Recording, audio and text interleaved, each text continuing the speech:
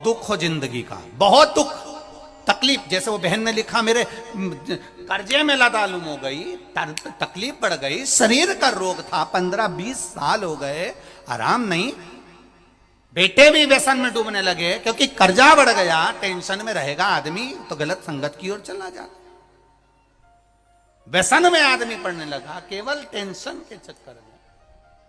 और आखिरी में हुआ क्या, शिव तत्व को जाना।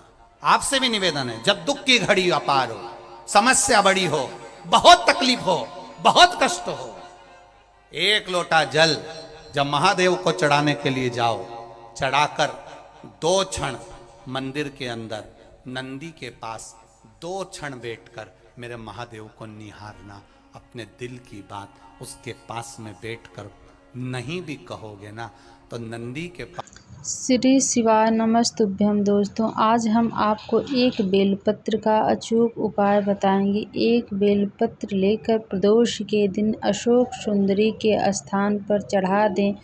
धन वैभव व्यापार लक्ष्मी वृद्धि पाना चाहते हैं तो एक बार यह अचूक उपाय अवश्य करें। इसे पंडित प्रदीप मिश्रा जी ने बताया है। आप लोग उनके ही श्रीमुख के द्वारा ये अचूक उपाय एक बार अवश्य सुनें। इस भाग को पकड़कर अगर आप देवाधिदेव महादेव को बेलपत्र समर्पित कर 3 तिथियों का स्मरण करिए जरा, ठीक है। पहला शिवरात्रि, दूसरा सोमवार की अष्टमी, तीसरा प्रदोष। हर महीने आता पढ़कर शिव जी से अपने हृदय की बात कहकर मेरे देवाधिदेव महादेव से इस बेलपत्र को अशोक सुंदरी वाली जगह पर जहां शिवलिंग है, शिवलिंग की साइड पर पहले नंबर की पत्ती का मुख होना चाहिए, बस उसको रख दीजिए और उस पर थोड़ी देर हाथ रखकर अपने हृदय की बात मेरे महादेव को दिल से कहकर आ जाइए।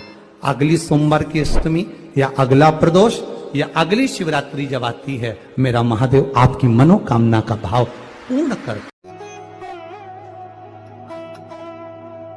की देह मिली है। इतनी मुश्किल से ये मनुष्य का शरीर मिला है और इसको हम यूं ही गंवा दें तो हमारा जीवन व्यर्थ है।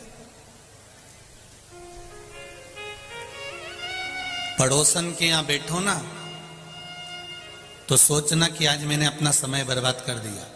रिश्तेदारों के यहां बैठो तो समझ लेना कि आपने अपना समय बर्बाद कर दिया। कहीं गलत जगह पर बैठो तो समझ लेना कि समय बर्बाद कर दिया। पर कभी टीवी खोलकर आस्था चैनल के सामने शिव महापुराण की कथा या पंडाल में बैठकर या मोबाइल के सम्मुख में कथा सुनो तो समझ लेना कि मैंने कौन सा पुण्य करा था जो आज मेरे सामने ये शिव महापुराण की कथा सम्मुख में।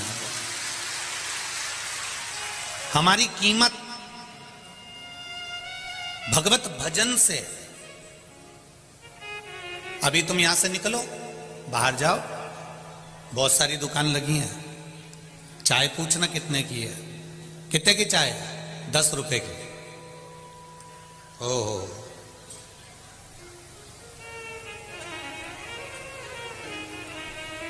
अब तुम जाते जाते बीच में कोई अच्छी होटल मिल जाए, वहां पर रुकना।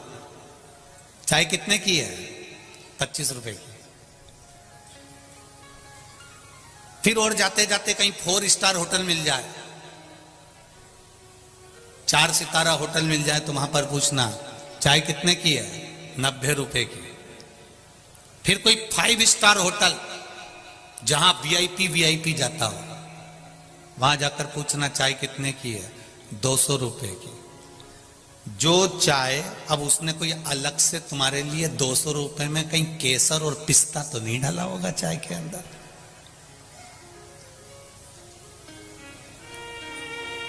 चाय वही है, कप भी वही है, गिलास भी वही है, पीने वाला भी वही है, बस ठेले पर पूछा तो 10 रुपए की थी, होटल में गए तो 25 की हो गई, 4 स्टार होटल में गए तो 90 की हो गई और 5 स्टार में गए तो जम के बोलो जरा 200 की हो गई।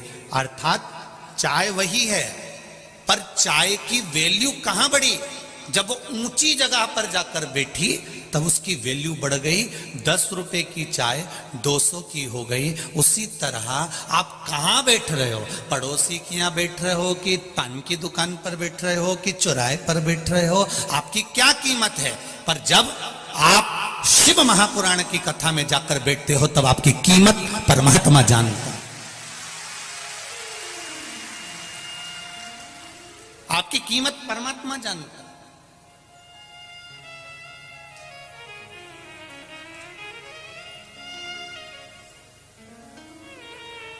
कोई नेता आए तो भी लोगों की व्यवस्था रहती है, कोई राजनेता आए तो भी लोगों की व्यवस्था रहती है, कोई कलाकार आए तो भी लोगों की व्यवस्था रहती है।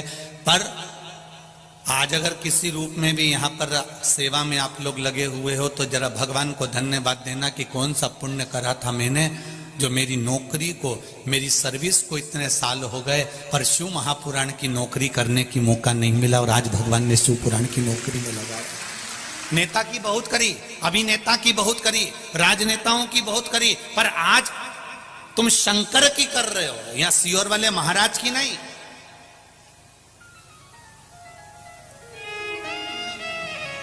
ये मेरी बेटियां, ये मेरी बहनें, ये मेरी माताएं सेवा में लगी हुई हैं, कार्यकर्ता सेवा में लगे हुए हैं, पुलिस प्रशासन सेवा में लगी हुई है। इनको गौरव महसूस होना चाहिए कि आज मैं जो सेवा कर रहा हूं, अभी ये किसी दूसरे की सेवा नहीं, ये शिव की सेवा है, ये शंकर की सेवा। 7 दिन की सेवा करोगे, सेवा के बाद में क्या मिलता है ये तो मेरा विश्वनाथ, मेरा भोलेनाथ जाने, इसका तो अंदाजा हमको भी नहीं।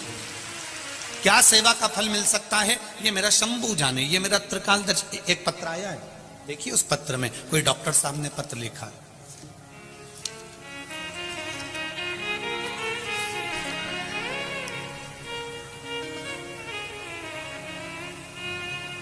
मैं प्रयागराज त्रिवेणी संगम से डॉक्टर सचिंद्र कुमार मिश्र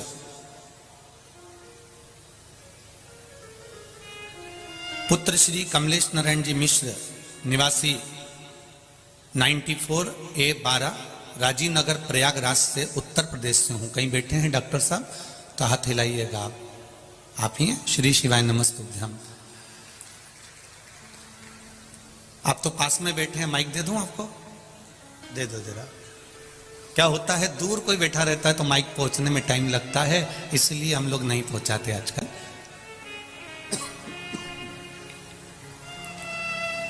डॉक्टर साहब आपने लिखा है, मैं उत्तर प्रदेश का प्रयागराज का निवासी हूं।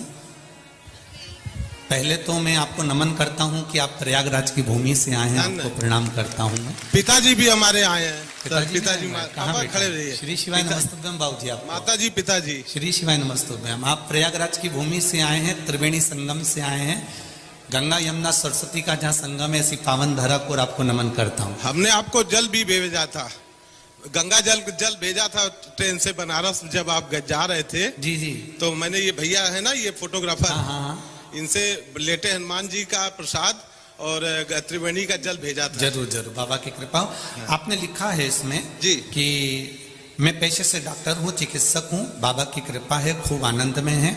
गुरुदेव, मैंने सागर में जब केसरवानी जी कथा करवाए थे तब मैंने टीवी पर कथा सुनकर ये विश्वास रखकर मैं सागर गया था। आप कहते हो कि पंडाल में शिव महापुराण की कथा एक बार सुनकर क्या प्राप्त होता है, जरूर सुने। मैं सागर में केसरवानी परिवार ने जब कथा कराई तो सुनने के लिए गया, वहाँ मैंने कथा सुनी, केसरवानी परिवार से भी मिलना हुआ, सब बात कर फिर हम रात्रि विश्राम कर सब आनंद के साथ में सीहोर कुबेरेश्वर धाम चले गए। कुबेरेश्वर धाम जाकर हमने गौशाला का दर्शन करा, भोलेनाथ जी को प्रणाम करा। वहां कंकर शंकर है, रुद्राक्ष तो मिला नहीं। रुद्राक्ष मिल गया था। मिल गया था। वो राय साहब मिले थे सर जी, बिटोही के नहीं है वो सरपंच जी। जी जी। ये सब भोले बाबा की कृपा थी सर।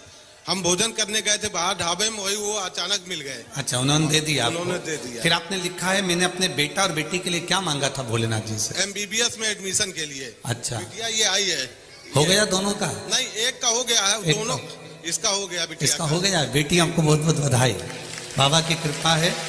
और भाई को जिला जज, छोटे वाले भाई को जिला जज के लिए सीहोर में कह के आया था जी। और वहां से रुद्राक्ष और कंकड़ में शंकर आप कहते हैं, तो मैं वहां से कंकड़ ले आया था जी। और उसी को रोज रुद्राक्ष के जल से स्नान करके पूरे, ये मेरी बहन है छोटी, ये मेरी धर्म पत्नी बाबा है, की कृपा है, बड़ी बहन है। अब सब बाबा ने कर दिया, हाथ पकड़ लिया, बस शिव कृपा बनी रहे। आपका आशीर्वाद है। श्री शिवाय नमस्ते। सब बहुत बैठिए बैठिए, हर हर।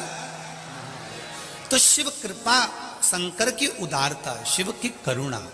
जैसे आपने बेटी के लिए, बेटों के लिए, छोटे भाई के जज के लिए मांगा और बाबा ने हाथ पकड़ा और कृपा करी, ये शिव की कृपा बिना नहीं हो सकता।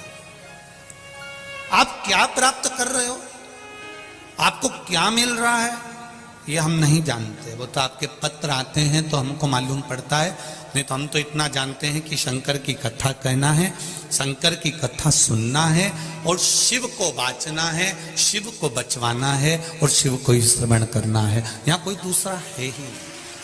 उसकी कृपा जो है, उसकी करुणा।